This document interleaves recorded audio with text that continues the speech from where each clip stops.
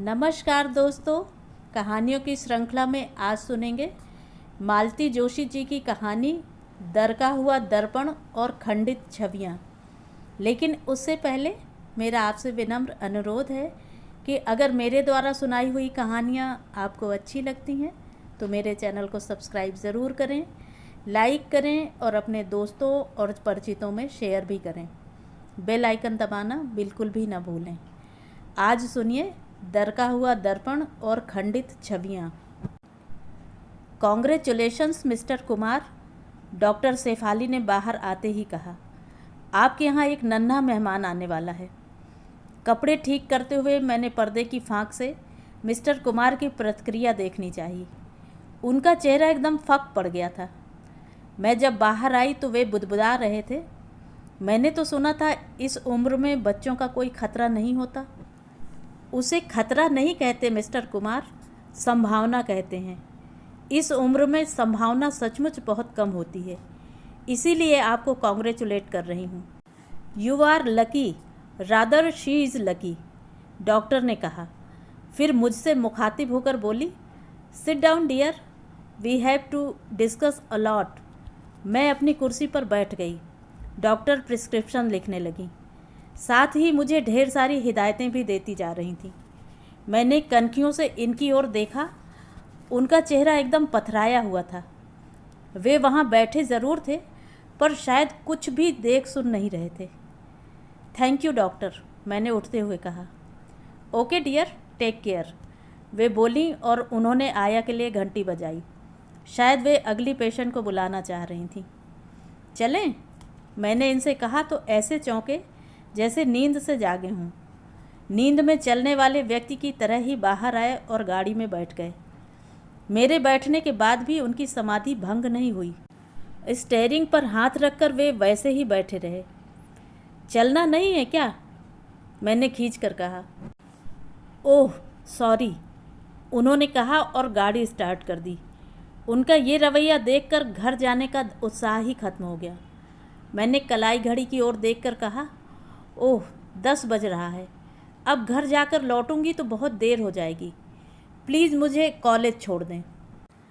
उन्होंने कोई प्रतिवाद नहीं किया और रूट बदल दिया। थोड़ी देर में गाड़ी कॉलेज के गेट पर थी। मुझे उतारकर वे चुपचाप चले गए। गेट पर ही अदिति मिल गई। वह सुबह सुबह गणित के एक्स्ट्रा क्लासेस लेती है। बोली, आज मियाँ जी पकड़ाई में कैसे आ गए? सुबह सुबह आ जाते हैं, शाम को कोई ठिकाना नहीं होता। बोलते हुए हम लोग कॉरिडोर में पहुंच गए थे। वहाँ और भी लोग थे। आज सुबह सुबह कैसे? डॉक्टर के यहाँ गई थी, सोचा घर जाऊंगी तो लेट हो जाऊंगी। डॉक्टर के यहाँ क्यों? कोई ख़ास बात? अरुणा ने आंखें नचाकर पूछा। उसके चेहरे का ग्लो देखना, वही बताएगा, मिसेज महाजन बोली। कसम से अन्ना, शादी के बाद तेरी रंगत ही बदल गई है। 10 साल छोटी लग रही है तू, पूनम ने कहा। ए डॉक्टर क्या बोली, बता ना, सीमा का आग्रह था। मैं मुस्कुराकर रह गई तो मिसेज महाजन बोली, नहीं बताती तो मत बताने दो, वो छिपेगा थोड़े ही, अभी आगे आ जाएगा। ए सुबह से मैंने कुछ खाया नहीं है, मुझे खूब भूख लग रही है। मेरे साथ कोई कैंटीन में चलने के लिए इंटरेस्टेड है? तू ट्रीट दे रही है क्या? तो सब चलते हैं। कुछ ही पलों में पूरा जत्था कैंटीन में था। लंबा चौड़ा ऑर्डर दिया गया। मेरी खुशी जैसे सबकी खुशी बन गई थी। पर खाने की प्लेट सामने आते ही याद आया, इन्होंने एक बार भी नहीं पूछा था कि डायरेक्ट जा रही हो तो तुम्हारे खाने का क्या होगा, जबकि पूछना चाहिए था। यह एहसास होते ही मन खट्टा हो गया और सब कुछ बेस्वाद सा लगने लगा। सखी सहेलियों के बीच मुद्रा बनाए रखना मुझे कठिन लगने लगा। घर लौटते हुए मधुरम के सामने से गुजरी तो वहाँ की सुगंध ने मुझे खींच लिया। मैंने अपनी पसंद की इमरती और इनके लिए रसगुल्ले ले लिए। मीठे के बाद कुछ नमकीन भी चाहिए, इसलिए समोसे और ढोकले भी पैक करा लिए। चाय के लिए इनका देर तक इंतज़ार करती रही, फिर अकेले ही सबका आनंद ले लिया। ये देर रात लौटे। मैंने सीधे खाना ही लगा दिया। खाने के साथ मधुरम की सामग्री भी परोस दी। अरे ये क्या क्या बना लिया आज? कुछ नहीं, आज खाना खाकर नहीं गई थी ना, कैंटीन जाना पड़ा, वहीं से कुछ घर के लिए भी बंधवा लिया। ओके, इन्होंने कहा और खाना शुरू कर दिया। पर मैं देख रही थी खाने में इनका ज़रा भी मन नहीं है। फिर मेरा मन भी उचट गया। सेलिब्रेशन की हवा निकल गई, सारी खुशियाँ बेमज़ा हो गईं। मैंने बचा हुआ सब कुछ उठाकर गंगा राम को दे दिया, कम से कम उसके बच्चे ही एंजॉय करें। खाने के बाद ये रोज़ की तरह टीवी के सामने बैठ गए। मैं कल के लेक्चर्स की तैयारी करती रही। कोई 10:30 बजे मैं सोने गई, पर आंखों में नींद का नाम नहीं था। दिन भर का घटना चक्र दिमाग में घूम रहा था। ये कमरे में आए तब तक रात काफ़ी हो चुकी थी। मैं सोने का नाटक किए पड़ी रही, पर ये शायद जानते थे कि मैं जाग रही हूँ, क्योंकि बिस्तर पर आते ही इन्होंने पूछा, तुम्हें पहले से पता था ना? मैं उनका मंतव्य समझ गई, इसलिए धीरे से कहा, हाँ थोड़ा अंदाज़ा था। तो मुझे बताया क्यों नहीं? कन्फर्म नहीं था ना, इसीलिए तो आपको साथ ले गई थी। वे कुछ देर चुप रहे, फिर बोले। वह महिला इतना जोश के साथ कॉन्ग्रेचुलेट कर रही थी कि मैं उस समय कुछ बोल नहीं पाया। अब तुम ही एक आध बार फ़ोन लगाकर पूछ लेना।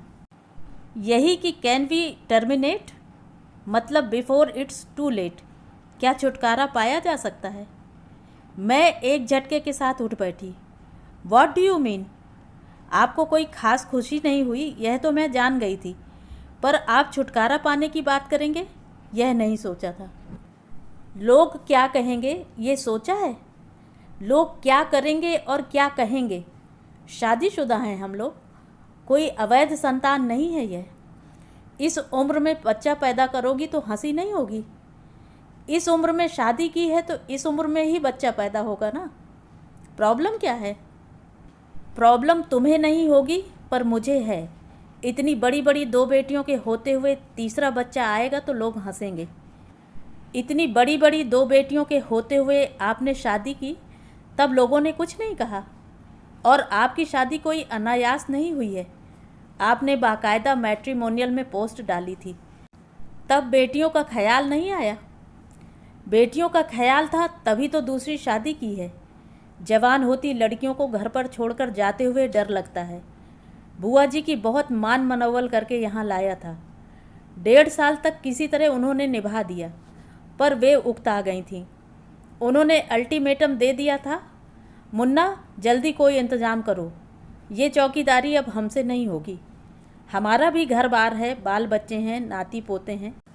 बुढ़ापे में हम उनका सुख भोगें कि तुम्हारी धर्मशाला संभालें। इधर पलक और महक भी उनसे बोर हो चुकी थी। मजबूरन शादी का निर्णय लेना पड़ा। उनका एक एक शब्द मुझे छलनी करता चला गया। कसैले स्वर में मैंने कहा, तो श्रीमान जी अब मुझे एक बात बता दो, इस घर में मेरा स्टेटस क्या है? आया वार्डन या सिर्फ चौकीदार? इतना कड़वा बोलने की ज़रूरत नहीं है। मैं तुम्हें इन लड़कियों की माँ बनाकर लाया हूँ। रियली? मेरे स्वर से वे तिलमिला उठे। कुछ कहने को उनके होंठ फड़फड़ाए, पर वे चुप रहे। मैंने ही कहा, आपको क्या लगता है माँ बनना इतना आसान है? क्यों नहीं है? बस थोड़ा सा प्यार दो उन्हें, वे माँ के प्यार के लिए तरस गई हैं। प्यार देना कोई चॉकलेट या टॉफ़ी देना नहीं है। और आपकी बेटियों की माँ मैं कभी नहीं बन सकती, क्योंकि उनके मन में अपनी माँ की याद अभी ताज़ा है। वे उस स्थान पर किसी दूसरे की कल्पना भी नहीं कर सकती। हो सकता है इस शादी के लिए वे मन ही मन आपको कोसती रही हों। वे इस समय उम्र के बहुत ही नाजुक और भावुक दौर से गुजर रही हैं। इस समय आप उन पर कोई रिश्ता लादने जाएंगे तो वे बगावत कर देंगी। हम लोगों के बीच शांतिपूर्ण सह अस्तित्व बना रहे, यही काफ़ी है। उस रात हम दोनों में से कोई भी नहीं सो सका।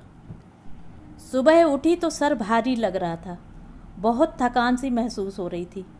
कॉलेज जाने का ज़रा भी मन नहीं था, पर छुट्टी लेती भी तो किस बहाने, और घर में बैठकर करती भी क्या?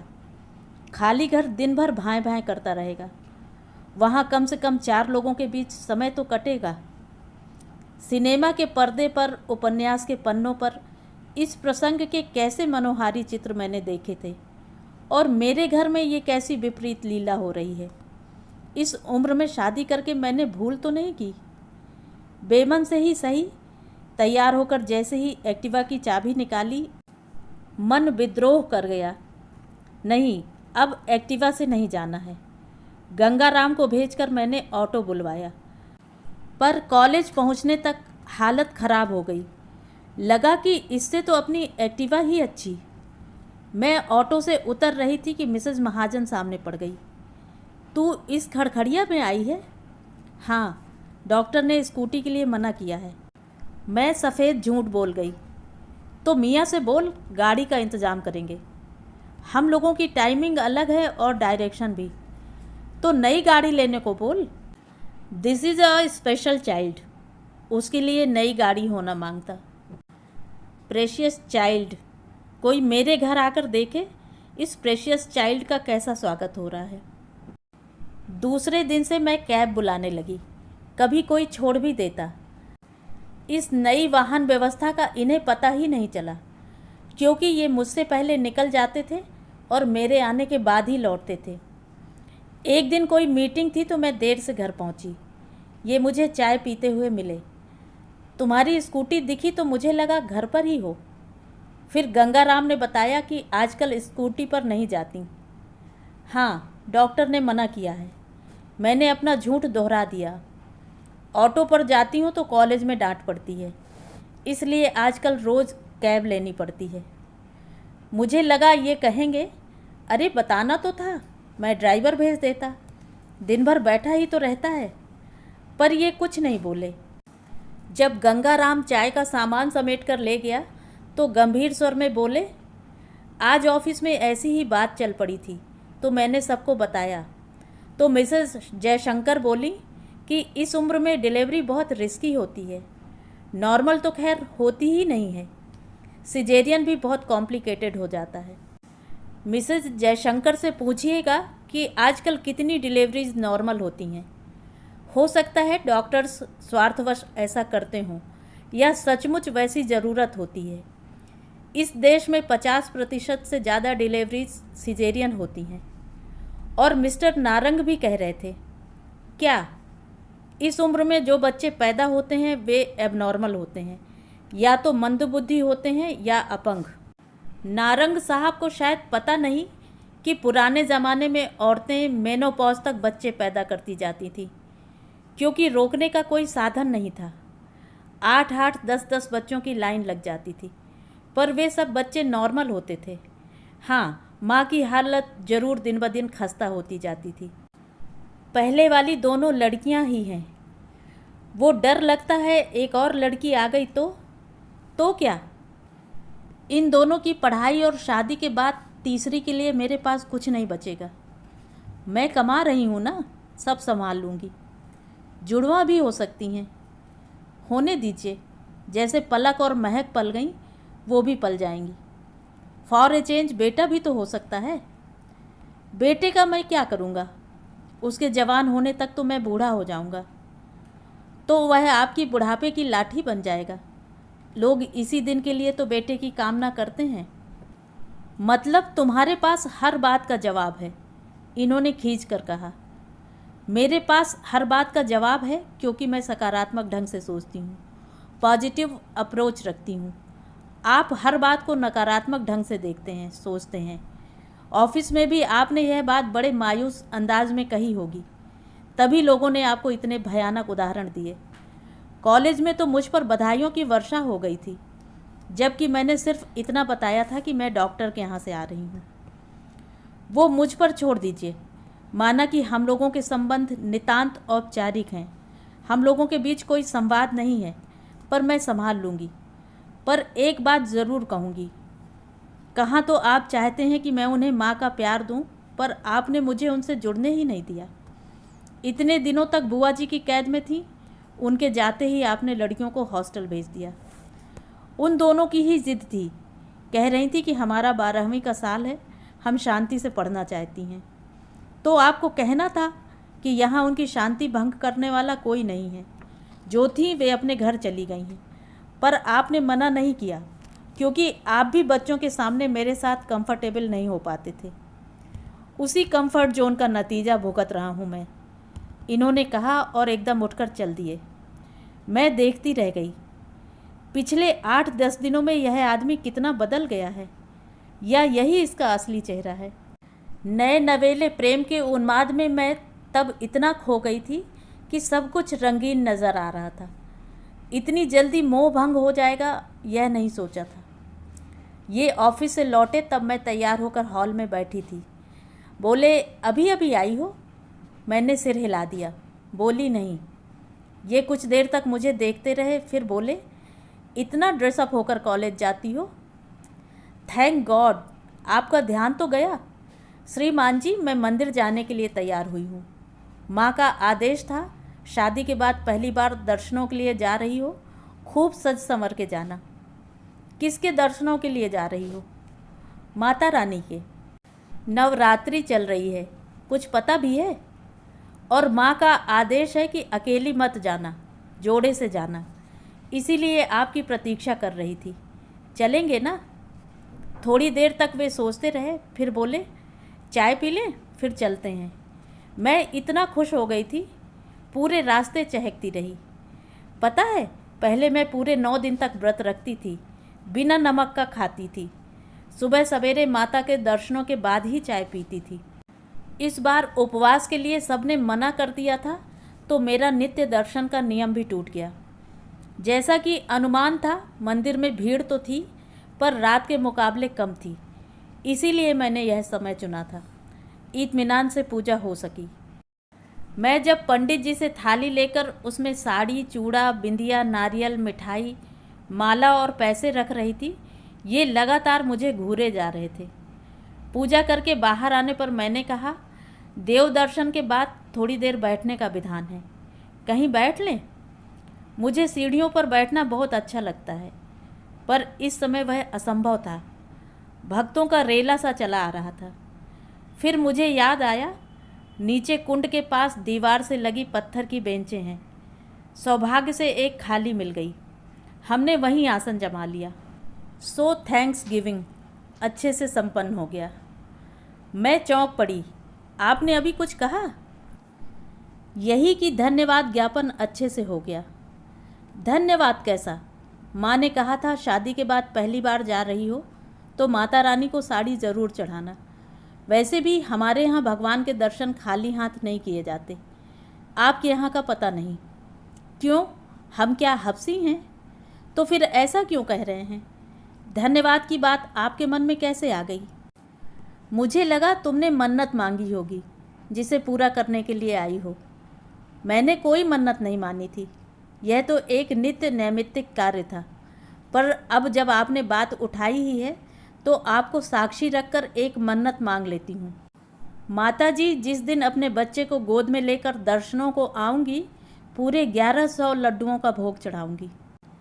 प्लीज़ बेटे की मन्नत मत मांगना। मैंने तो बेटा बेटी ऐसा कुछ भी नहीं कहा, केवल बच्चे को लेकर आने की बात की थी। और आपको बेटे से परेशानी क्या है? बेटा हो गया तो पलक और महक यही सोचेंगी कि मैंने बेटे के लिए दूसरी शादी की है। उनकी इस बात पर मुझे गुस्सा आना चाहिए था, रुलाई आनी चाहिए थी, पर उल्टे हंसी ही आ गई। मान गए मिस्टर कुमार, आपको मान गए। आपके दिमाग की सचमुच दाद देनी पड़ेगी। ये रोज़ नए नए फंडे आप कहाँ से ले आते हैं? कैसे फंडे? वे गुर्राए।